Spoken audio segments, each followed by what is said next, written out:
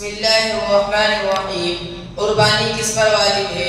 قربانی ہر ایسے مقیم مسلمان مرد اور عورت پر واجب ہے جو قربانی کے دنوں میں نصاب زکوٰۃ کا مالک ہو یا اس کے بعد نصاب کی قیمت کے بقدر استعمال سے زائد کپڑے، برتن، فرنیچر، زیب و زینت اور آرائش کے سامان یا ضرورت سے زیادہ مکان یا زمین ہو۔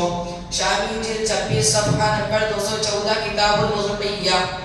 مسئلہ: مسافر پر قربانی واجب نہیں ہے، البتہ اگر 12 ذی الحجہ کو غروب آفتاب سے پہلے مسافر اپنے گھر لوٹ آیا یا کسی جگہ 15 دن قیام کا ارادہ کر لیا تو اس پر قربانی واجب ہو جائے گی۔ شامی جلد 26 صفحہ نمبر 210 کتاب الوضوئیہ۔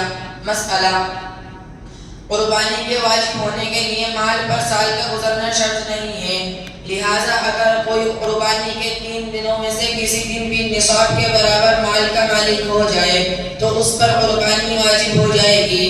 شامی جلد 26 صفحہ نمبر 211 کتاب الوضوئیہ۔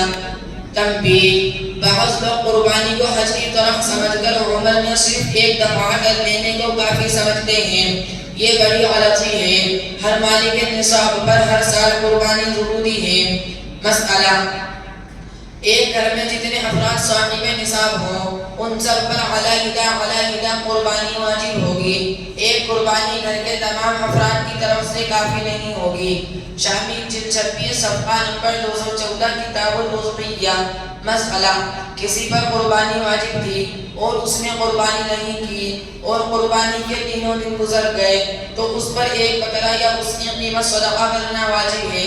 شامی جلد 26 صفحہ نمبر 236 کتاب الوضوئیہ۔ السلام علیکم ورحمۃ اللہ وبرکاتہ۔